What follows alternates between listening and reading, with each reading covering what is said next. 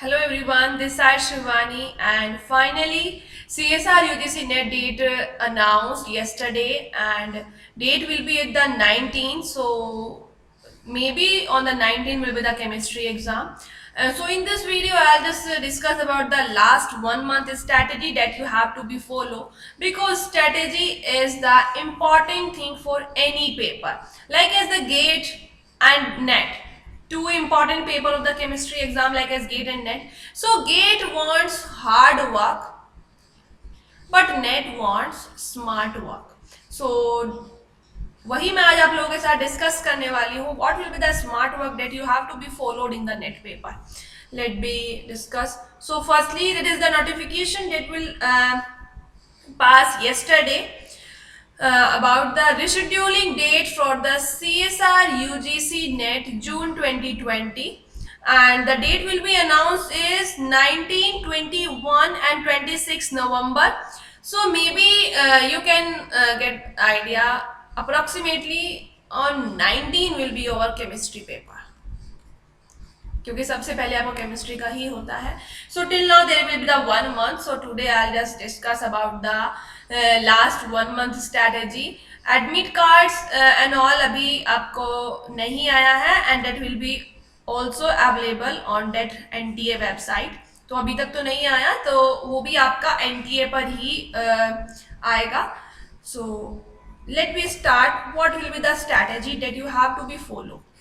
सो सबसे इम्पॉर्टेंट है स्ट्रैटेजी. आपको क्या फॉलो करनी चाहिए CSR नेट एग्जाम के लिए. Basically I am discuss about the chemistry paper. ठीक है.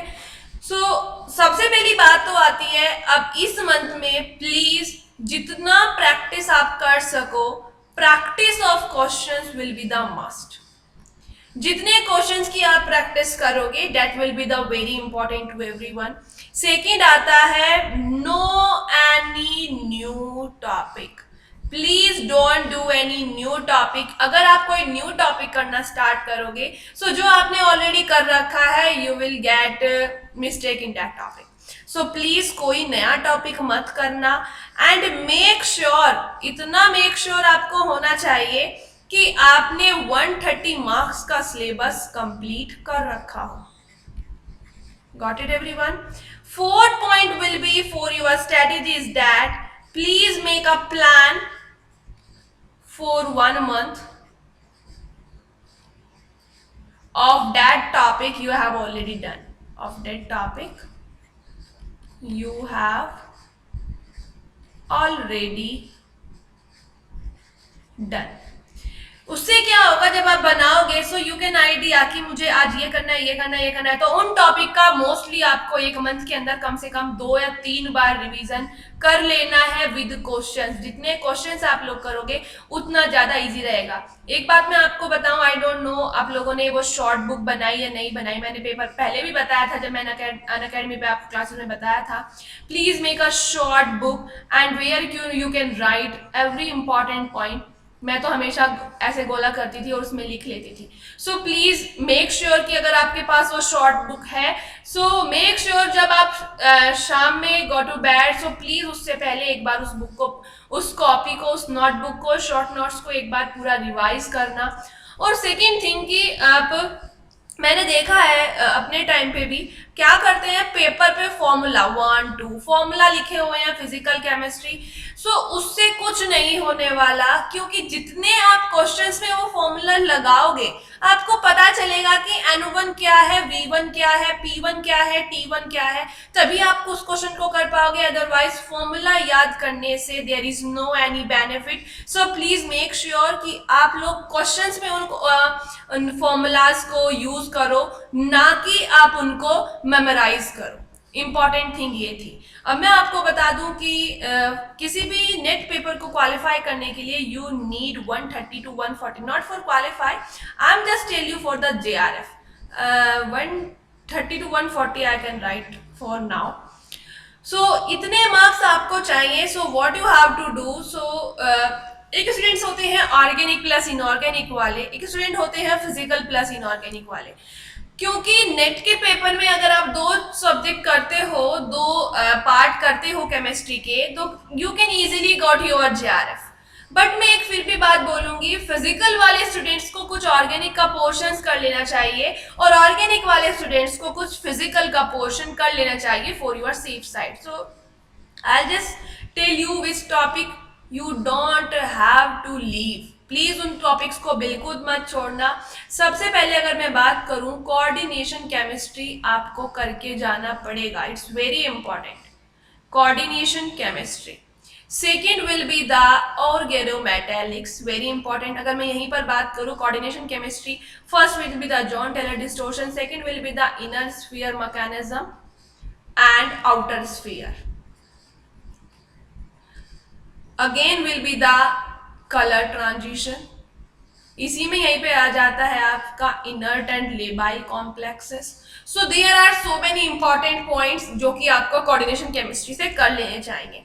From OMC you can metal metal bond हमेशा पूछा जाता है, 18 इलेक्ट्रॉन हमेशा पूछा जाता है, आइसोलोबल एनालॉजी हमेशा पूछी जाती है, रिएक्शन मैकेनिज्म हमेशा पूछा जाता है। एक question PD catalyse coupling reaction से पूछा जाता है, and if you can able to do chapter number 40 from Claddon part 2, so you can do every question easily, you will get the 4 marks of PD catalyzed coupling reaction from there। समझ गए मेरी बात? PD catalyse में स्टीले, hack, नेगेशी वो सब आती हैं। 4 number का क्वेश्चन आपका वहां से कंफर्म हो जाएगा if you do from chapter number 40 of Claddon book. और यहाँ से आपके और भी सारे क्वेश्चन है। So go to the third point, that will be the F block. Mostly question आपके लेंथेनाइट से पूछे जाते हैं। सो लेंथेनाइट्स में अब की बार एसिडिटी, बेसिसिटी, एब्जॉर्प्शन और इल्यूशन ऑर्डर जरूर करके जाना। फोर्थ पॉइंट मैं आपको बताऊंगी बाइनऑर्गेनिक केमिस्ट्री। हमेशा से बाइनऑर्गेनिक केमिस्ट्री में आपसे क्या पूछा जाता है, मैच ऑफ द फॉलोइंग में क्वेश्चन आता है। सो you can get an idea very easily. मैं आपको ऑलरेडी बता चुकी हूँ कि कैसे आप आइडिया लगाते हो जब कभी कोई प्रॉब्लम हो रही हो, तो what will you can do. इसके बाद मैं फिफ्थ पॉइंट पे जाऊंगी फिजिकल केमिस्ट्री पे। बाकी टॉपिक मैं छोड़ रही हूँ क्योंकि यू कैन उस पर ज्यादा टाइम लोग आप वेस्ट करोगे और मार्क्स वहां से कम आते हैं। If you can do, it's your choice, I am not forcing to anybody else, but I can give you my idea. Fifth topic will be the electrochemistry, because it can will be the directly question from the Nernst equation. तो 4 number तो वहां से पक्के हैं if you can do the Nernst equation. Got it? Sixth will be the, I'll just written over there, Nernst equation. Sixth topic will be the thermodynamics. कुछ topics था जैसे Nernst equation है इलेक्ट्रोकेमिस्ट्री का, ऐसे ही थर्मोडायनेमिक्स भी fix है कि आप ये अगर कुछ टॉपिक्स थर्मोडायनेमिक्स के कि वहां से क्वेश्चन आता ही आता है। Seventh will be the chemical kinetics. Order and all से तो क्वेश्चन एक पक्का ही आता है। सो केमिकल काइनेटिक्स, ग्रुप थ्योरी, और ये सभी टॉपिक्स मैं कंप्लीट करवा चुकी हूँ अनअकैडमी पर, और डेली मैं लाइव क्लास ले रही हूँ 4 बजे for your practice. So you can join also over there. Group theory के बाद सरफेस केमिस्ट्री,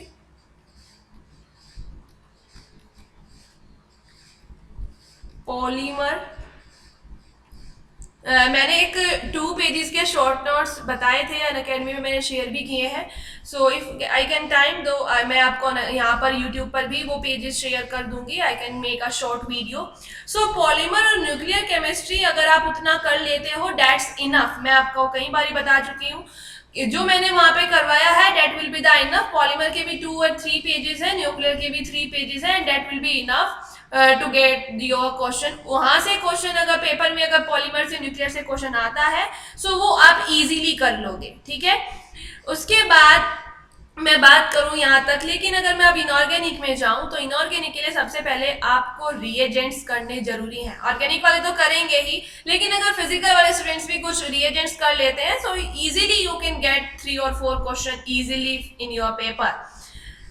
उसके बाद आता है पेरीसाइक्लिक। अगर आप पूरा पेरीसाइक्लिक नहीं कर पा रहे हो, so please sigmatropic, cycloaddition, electrocyclisation आप इतना इजीली कर सकते हो।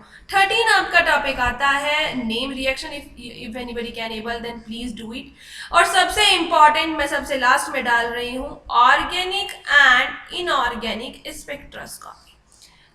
इसका रिवीजन मैं बहुत बार करवा चुकी हूँ, सो please don't forget that one. Organic and inorganic spectroscopy is also a very important topic for your CSR syllabus. इसके अलावा बहुत सारे पॉइंट्स आपके रह जाते हैं। काफी स्टूडेंट कह रहे होंगे कि मैडम नहीं हो पाएगा, but if you count all these one and kill easily 8 to 10 marks from the general aptitude you can get it, and if you count all these you can easily get 135 to 140 marks। समझ रहे हो मेरी बात? अब इनके अलावा इतने सारे टॉपिक, यहाँ 14 टॉपिक लिखे हैं लेकिन 14 से ज्यादा टॉपिक अभी छूट चुके हैं। So please don't waste on your time. अगर आपने वो किए हुए हैं तो उनकी प्रैक्टिस कीजिएगा, otherwise don't do that one, otherwise आप अपना टाइम वेस्ट कर रहे हो। सो आई होप सो कि आपको ये वीडियो अच्छी लगी होगी। कमेंट सेक्शन में जरूर बता दीजिएगा। And second thing, most I try कि मैं डेली आप लोगों के लिए एक वीडियो डालूं for the short tricks. I can share so many short tricks in Unacademy profile. So if anybody wants join me over there then please join over there. 4 बजे class होती है, शिवानी_चौधरी। आज है क्लास 4 बजे, not all the days. And if you want any topic short tricks then please let me know in the comment section, and then I'll just make a short video and just upload in the YouTube channel. So thank you very much. Next video I'll just upload on the cram and the anti-cram rule. That will be the very important. So I hope so you can you like this video. So please, thank you very much. If you like this one, please click on the like button. Comment in the comment section which new topic that you want to be I'll just introduce or explain on YouTube channel. And अगर किसी ने अभी तक subscribe नहीं किया है so please subscribe my channel and also click on the bell icon button to get the direct notification, and subscribe the channel as scam. So thank you very much. Take care. Bye bye. Have a good day. Stay safe. Stay your home.